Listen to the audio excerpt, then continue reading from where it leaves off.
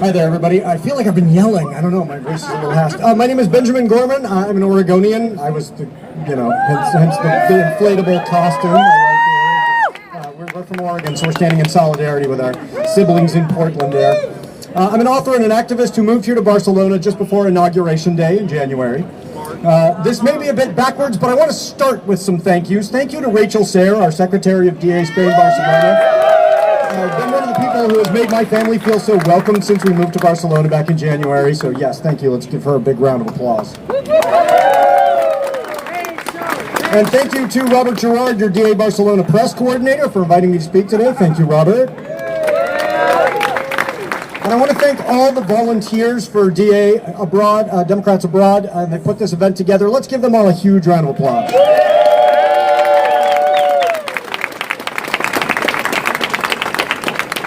And now I want to thank you, not all the Democrats back home in the U.S., but specifically Democrats abroad here in Barcelona. You have a vital role to play in fighting the tyranny that's taking over our country.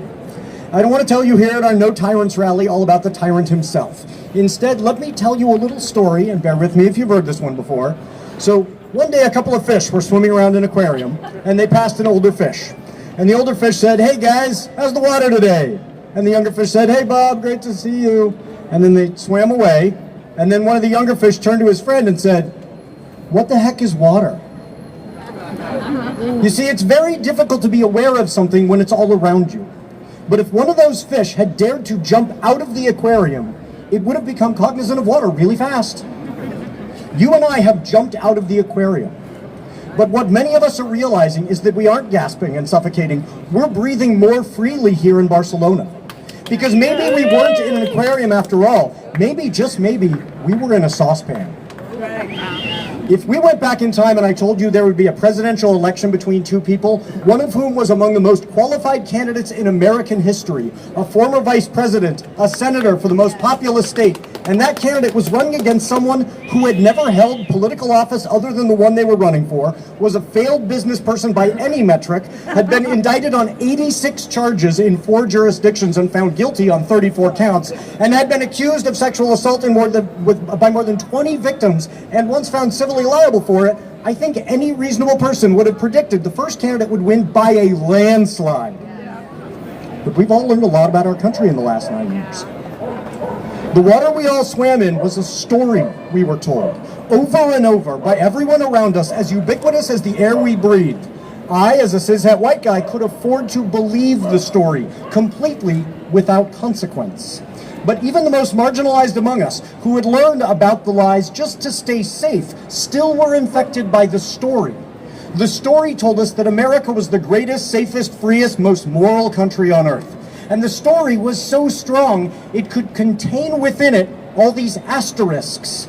Sure, there was the genocide that provided the land itself, and the slavery that provided the labor, and the sexism that maintained the patriarchy, and the hypercapitalism that made the stark inequality possible, but those were just asterisks.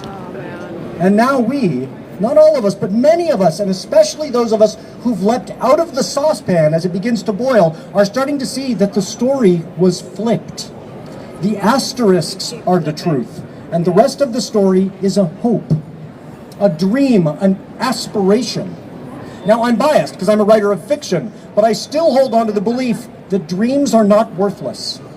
Even when we feel betrayed upon the discovery that what we were taught in our history classes might as well have included Santa Claus and the Easter Bunny and the Tooth Fairy for all their veracity, the youngest here among us, and their parents, know that the Tooth Fairy is useful.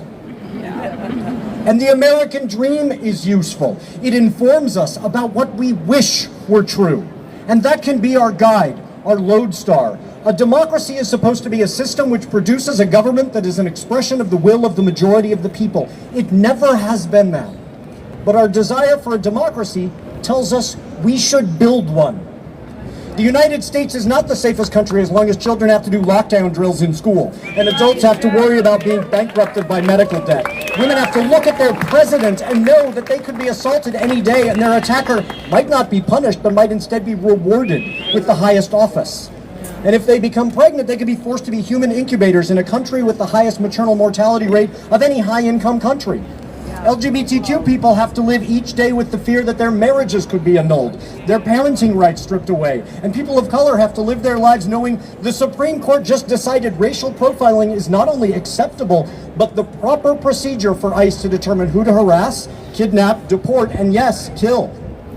Not a few bad apples, a spoiled bunch. And the US is not the most moral country when it is actively funding genocides in other countries and stuffing human beings in hastily built concentration camps back home. If a country is not safe, not free, and not moral, then it is not great, just rich and deadly. And this is where I do have to talk a little bit about the tyrant. I'm going to say something controversial for this occasion. Donald Trump is not the problem. Donald Trump is a two-bit con man who has merely seized on an opportunity to inflate his own ego and line his pockets. He's a useful idiot for a lot of very dangerous people. And he's a symbol for a lot of angry, frightened people. But more than anything, he's a symptom of a far deeper rot. And if the United States is not willing to confront that rot, one tyrant will simply be replaced by another. As bad as things seem today in the United States, they could get a whole lot worse. And most days I think they will. And if I'm right, shucks, I guess I have to live out my life in one of the greatest cities in the world. But some days I do find a sliver of hope. And I feel it now, looking at all of you. The United States could become great. And this is where you come in, because you are seeing it from the outside. You can be the ones to say, it doesn't have to be this way. And maybe, just maybe, on those days when you are feeling optimistic, you can even be the one to say, it doesn't have to be this way and we can make it better. Because we live in a place where kids don't do lockdown drills in school. We live in a place where people don't worry about medical debt. We live in a place where our tax dollars do not fund a genocide abroad or mass incarceration here. If greatness is having the most billionaires or the power to kill the most people, Spain is not going to compete with the United States. But if greatness of a nation is measured in the well-being of the populace, and the effectiveness of a government is measured by its responsiveness to its people, then we have all learned a lot here. We can take that knowledge to our party as one of its 57 delegations, to our states where we are registered voters, to our political representatives, to our friends and family via social media, and we can say, let's make the United States into the country we all want it to become. So get active, Democrats abroad in Barcelona. The tyrant will not last forever, and you all have an incredibly valuable insight our country needs in order for it to become the place it dreams of being. Thank you for sharing what you've learned.